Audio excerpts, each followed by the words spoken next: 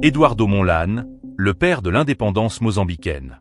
Le 20 juin 1920, né à Manissa, dans le sud du Mozambique, alors colonie portugaise, Eduardo Chivambo Mondlane.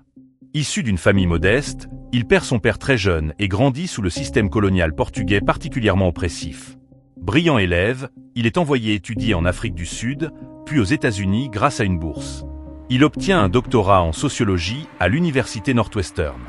Aux USA, il épouse Janet Ray Johnson, une militante américaine blanche, et devient un intellectuel respecté.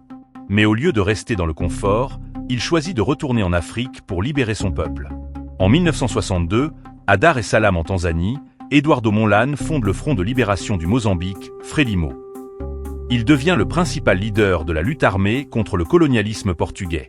Intellectuel charismatique, il combine théorie révolutionnaire et action militaire. Il crée des zones libérées où il met en place des écoles, des dispensaires et une administration alternative, prouvant que les Mozambicains pouvaient se gouverner eux-mêmes. Mondlane gagne le respect international et devient une figure majeure du panafricanisme. Cependant, son succès et sa vision d'une Mozambique unie et socialiste inquiètent le Portugal et ses alliés occidentaux. Le 3 février 1969, à Dar es Salaam, Eduardo Mondlane ouvre un colis envoyé à son adresse. Le colis explose.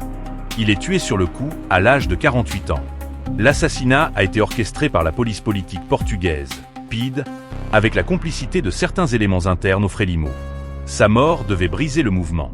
Mais l'effet fut inverse. Le Frelimo continua la lutte sous la direction de Samora Machel, et le Mozambique obtint son indépendance en 1975. Aujourd'hui, Eduardo Mondlane est considéré comme le père de la nation mozambicaine. Son intelligence, son humanisme et son sacrifice en font l'un des plus grands leaders de la libération africaine.